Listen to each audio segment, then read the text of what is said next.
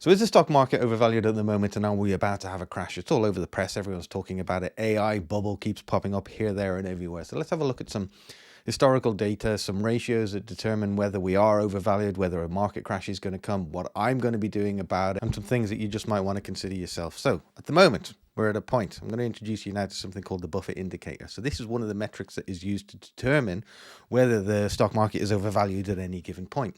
So let's have a look at some historical data in terms of what it's looked like before. So during the 2000 dot-com bubble, we saw the Buffett indicator at 150%. Let me go back a step. So the Buffett indicator is the value of the total stock market, all of the stock market in the US divided by US GDP. It typically gives a percentage. Okay, that percent basically determines whether the stock market is over or undervalued. If it's at 100%, all things are pretty equal and we're in an okay place.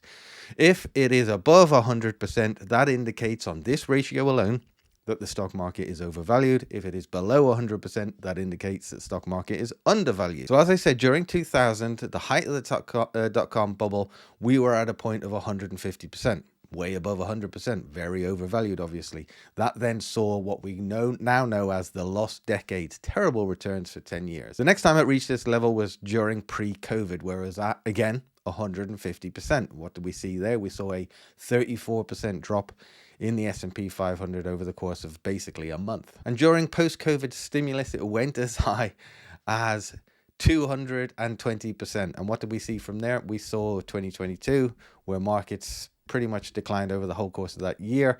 I was in the red over the whole of that year. Where are we now then? Well, where we are right now is at 170%. So this indicator alone tells us that we're overinflated versus where we were pre-COVID. We're overinflated versus where we were at the dot-com bubble. So the press is full of news around we're in an AI bubble.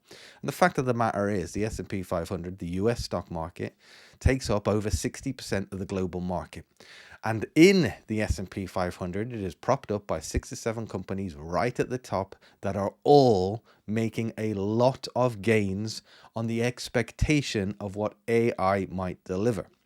Now, this is where it comes in terms of your own interpretation of what you think AI might deliver. Is the growth that's already built in as a result of the perception of what AI is going to deliver fair, or is it not fair? Could we find ourselves in a place where AI does go above and beyond the expectations of what we think it will do, replacing jobs, making efficiency, increasing productivity, all of those great things that are going to increase, not great things in terms of replacing jobs, but all of those things that are going to increase the value of the stock market? Or do you think that potentially it is a bit of a bubble, it's a bit hypey, it isn't necessarily going to deliver against what it says it will, or maybe it will and it will take a little bit longer? Now, because there is such a high percentage of value built into those top 6 companies in the top geography in the world, if those companies fail, if they don't deliver against the expectations, those 6 or 7 companies will impact the entire global stock market. We talk about diversification a lot, and that means that if you are in 100% equity, it's a risky time to do exactly that. Now, as a result of that, we've also seen a ridiculous increase in the value of gold. It has gone up exponentially over the course of the last couple of years. I hold a very small amount, and I'm pleased with the gains that I've seen in there, but that is not a sustainable growth, in my opinion. The same with silver. It has absolutely flown. The same with Bitcoin and other reputable crypto assets over the course of the last few years. They've absolutely flown.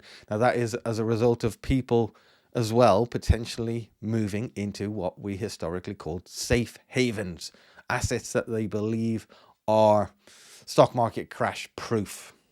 Again, this is around diversification, around having different assets. Now, a fully diverse portfolio would have precious metals, it would have crypto, it would have global assets, it would have Bitcoin, it would even have property within it. Now, most of us aren't as diversified as that, but typically a lot of the advice is to be as diversified as that. I am personally very heavily overweight into equity, into stocks, into ETFs, into funds, into businesses, into the market as a whole across the world. Now, all of these things being said, there are people a lot cleverer and smarter than me that know a lot more than me saying that we could be due to have a significant crash anytime. By significant crash, I'm talking 40, 50% drop in the market. Now, that obviously is terrifying. That is a terrifying thing, especially if you're a new investor. If you've started over the course of this year and you've seen your portfolio go up by 15, 20%, which the market has done, and then you see a 40% drop, and it's the first time you've been doing this sort of stuff, that's going to spook the hell out of you. But let me tell you a couple of things, okay? As I see it anyway. I'm going to give an example, okay? Michael Burry, he was the guy that predicted the 2008 financial crisis. He made billions out of that. He 5 years ago said that the market was overvalued. We need to get out as soon as possible. He sold everything. He put this tweet up telling everyone else to do the exact same. Now, in that time horizon, the market has doubled. Now, this is a guy that a lot of people believe to be one of the best at predicting what markets do. It doubled. It doubled from the point he said to sell until now. And this is the problem with analysts. There are thousands, if not tens of thousands of analysts across the world. They're all making predictions. They're all making statements on what they think will happen. So, probability dictates that some of them are going to predict the right thing. The reality is, pretty much all of them predict it wrong on a very, very regular basis. Now, when they land one of those predictions correctly, they become as famous as Michael Burry. They get The Big Short made, a film made about them. But that doesn't mean that they get it right every single time. If you've watched The Big Short, there was a lot of data and analysis that predicted accurately and correctly, and fair play to him, what happened in 2008. But he used those exact same tools in 2000, and he's not... If he stayed out of the market in that time horizon, he has not doubled his money like the rest of us will have done. And don't forget, negativity sells. So that's why we see so much in the press at the moment about there being a potential market crash, about an AI bubble, about the fact that you need to get out of stocks, move into cash. This is going to last a generation, etc., etc. We are hardwired to want to absorb negative news more than we are positive. I don't recall seeing a single piece of journalism talking about the fact that, wow, the market's gone up 15% this year. How fantastic. There is another ratio, CAPE ratio. It's gone above 40. We're not going to go into that today, but that basically also says that the market is significantly overvalued. Now, I don't know what's going to happen. I am honest enough with myself and perhaps naive enough with myself to realize that I don't know. And the fact of the matter is, I know that pretty much everyone else doesn't know either. What I do know is that I am going to be invested for decades. Until I die, I will be invested into the market. And hopefully that's decades. You never know what's going to happen next. But my approach, therefore, is the simpler, the better. I don't overcomplicate anything. If the market drops 40% next year, I won't enjoy that, right? Psychologically, I won't enjoy that. But because of everything that I've learned, having read pretty much every single investing book I can get my hands on, listen to every podcast, I spend an inordinate amount of time absorbing information about this subject as I possibly can. And every sensible, credible piece of literature, credible podcast, credible book that I have listened to, read to, watched, absorbed, has told me that this is basically the price of admission with investing. And the people that are the most successful are those that buy, diverse, globally, continue to do it through the ups, through the downs. They ignore the news. They ignore the market when it goes down 20, 30, 40%, and they just keep on going. Now, with every one of those examples that I gave you, the market recovered and went on to all-time highs. Different time durations for each one. After COVID, it took 6 months. After the dot-com bubble, it took 10 years. After the 2008